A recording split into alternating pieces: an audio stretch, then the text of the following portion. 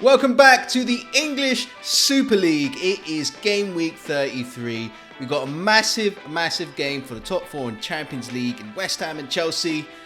And we will promise not to celebrate too much over the span of the European Super League. Yes, and before we go anywhere, as always, just a quick thank you to each one of you guys that comment and like our posts. We appreciate every single one of you. And every single one of you that processes in some way against the European Super League, well fucking done.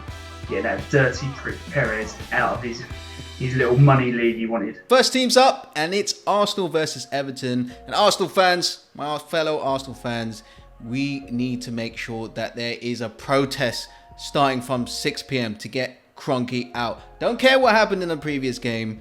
We need to make sure that disaster of an owner is out of our football club.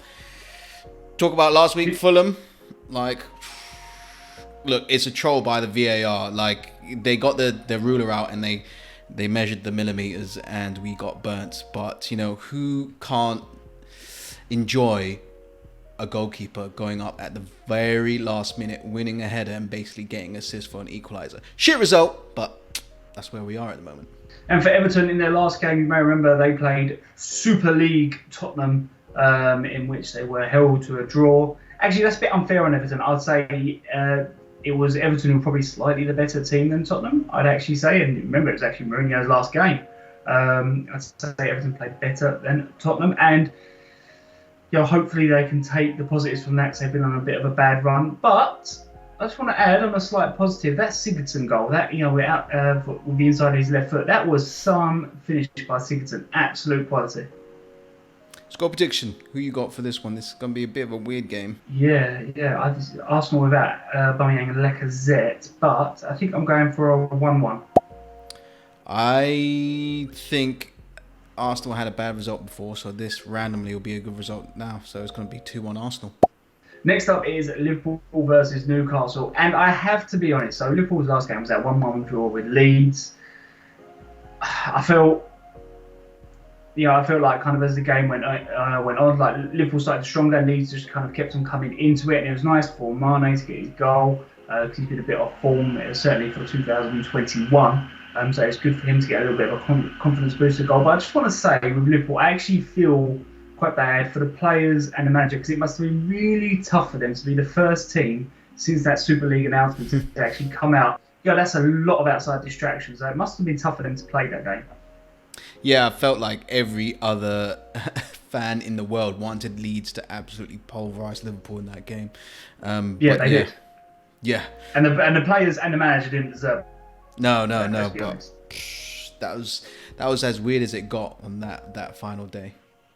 As for Newcastle, they almost did not capitalise on West Ham absolutely throwing the game away in that first half. West Ham basically threw the ball into their own net. Definitely for the second goal. I mean, St. Maximin did excellent to sort of tee up that goal for the opener. But, they allowed West Ham in it, back into it. It was 2-2, but it was a cracking header by Joe Willock. Arsenal loanee, you can thank me later. But at this stage, it doesn't really matter how the wins come. I think Newcastle are basically a win and a draw away from securing safety, and I think that's all they care about right now. What's your prediction for this one? I think Newcastle will give Liverpool a test, but I still think Liverpool are going to win this. I'm going 2-1 Liverpool. Just. Yeah, I've got the same vibe. I'm going 1-0 Liverpool. Now, next up, it is the big game of the weekend. West Ham versus Chelsea. This is going to be a cracker.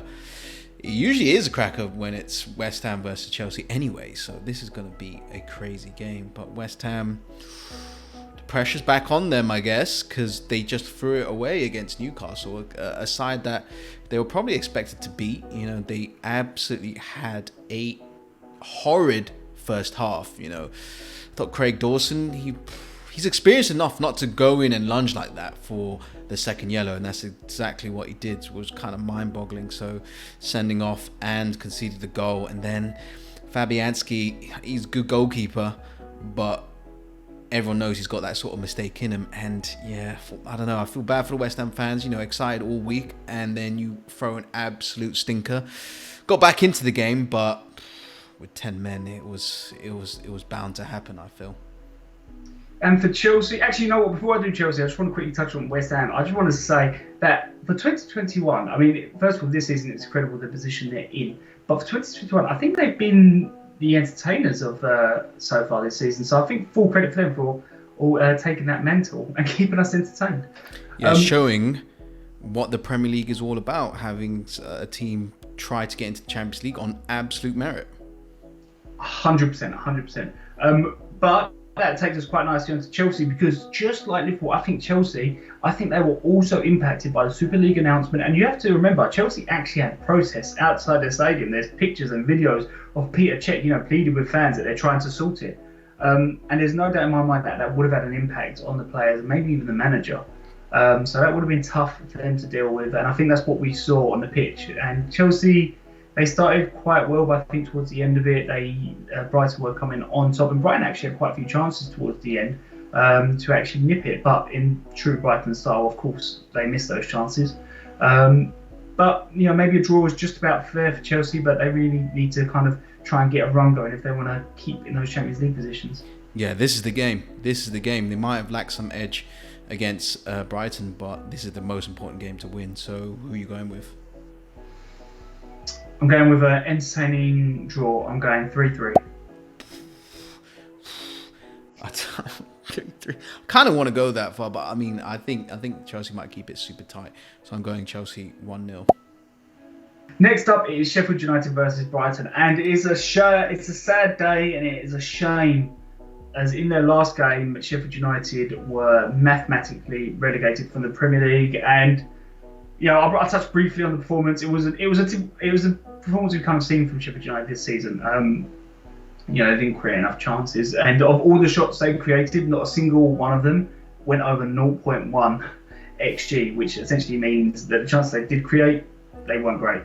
But it's a shame that they are leaving us. Hopefully they can do well in the Championship, and we'll be seeing them again soon. In my dreams, that would include Chris Wilder, but I doubt that's going to happen.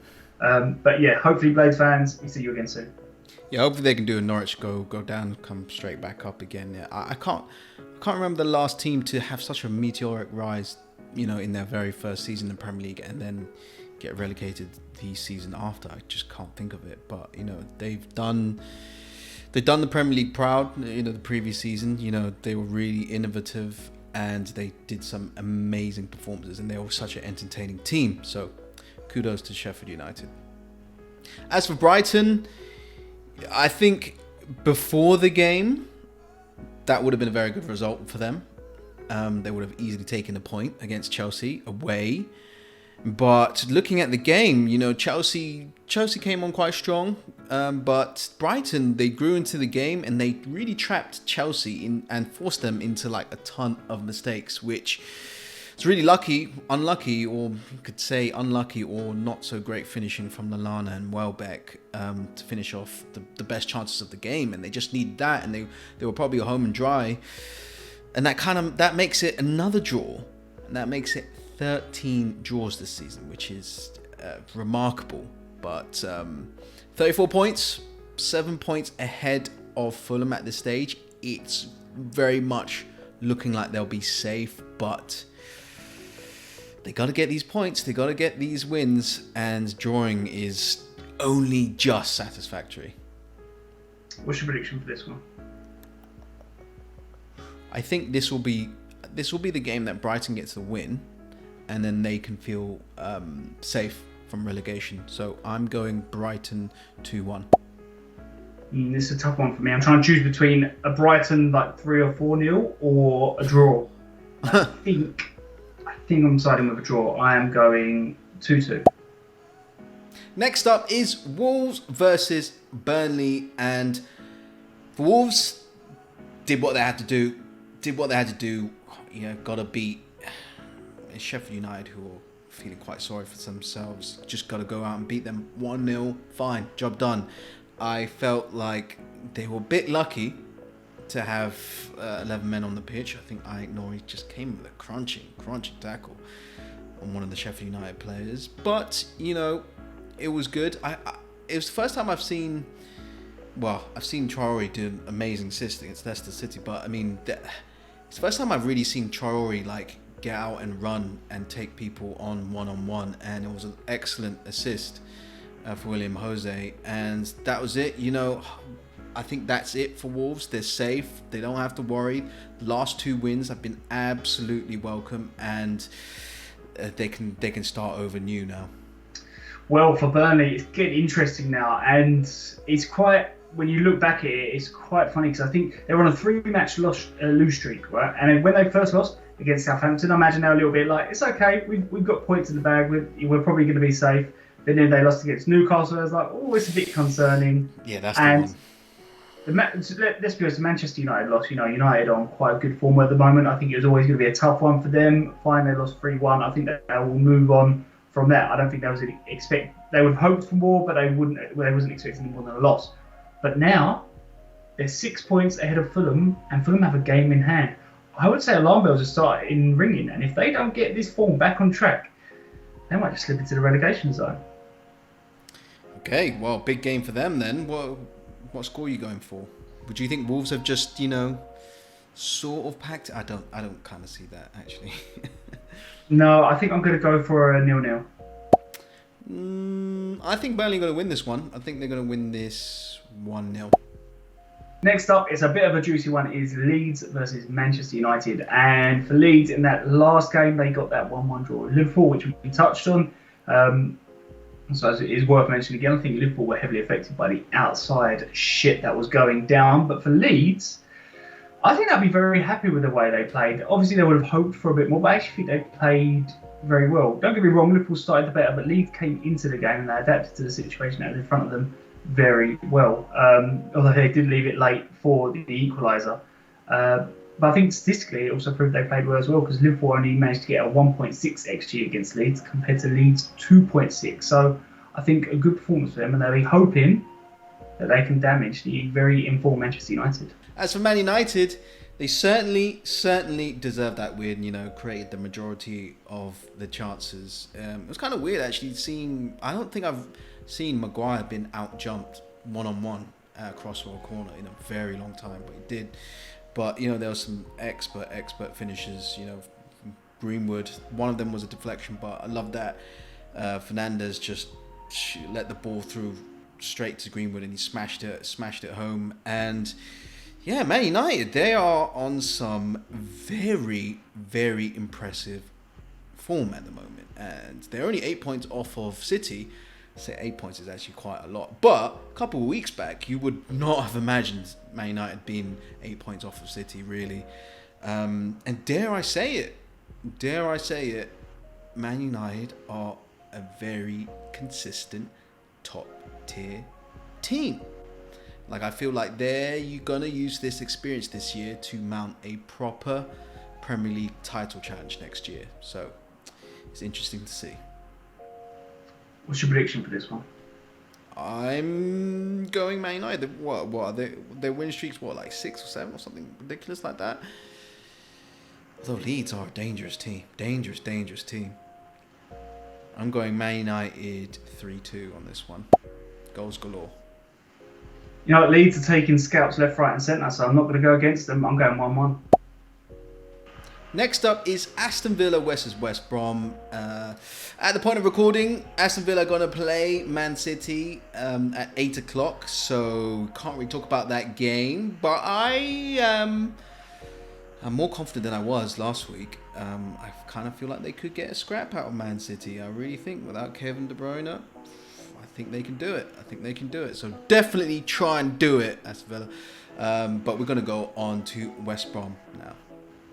Yes, for West Brom, Gary, I don't know if you Baggies fans probably remember, it was just that small matter of the 3-0 victory over Southampton. A game again, they played incredibly well. What is Big Sam doing to these players? I want to know exactly what he's doing, because he's leading a very unlikely survival charge right now. I still think they've got too much to do, but they are doing everything they can to try and get out of this relegation battle. It is quite impressive runs put together, and they would love nothing better to get 3 points against Aston Villa.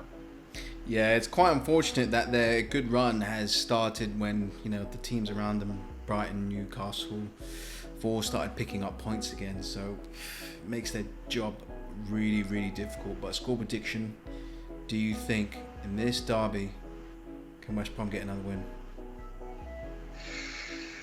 It's a tough one. Because obviously Aston Villa have been a bit hit and miss recently, and West Brom have been incredible. I think I'm going to go Aston Villa 1-0. I think West Brom will lose this one. I think Aston Villa are going to get the draw against Man City, and then they're going to lose to West Brom because West Brom might be fine. Might change if Jack Grealish was back, but I'm going West Brom 1-0. Next up is Leicester City versus Crystal Palace, and at this point of recording, Leicester City haven't played their game against West Brom, and we've already covered their game against West Ham, which for you Foxes fans, we'll keep that on the D-low. So we're going to move on swiftly to Crystal Palace. Crystal Palace, you haven't played in what seems like an eternity. The football world has revolved, European Super League came and went, and you're like, we finally get to play a game of football now. So let's go straight to score predictions. Who you got? Oh, it's a tough one. Leicester seems to be coming off just a little bit, so I can't do another draw. I think I'm going to be bold and go for 1-0 Palace. Whew, okay, yeah.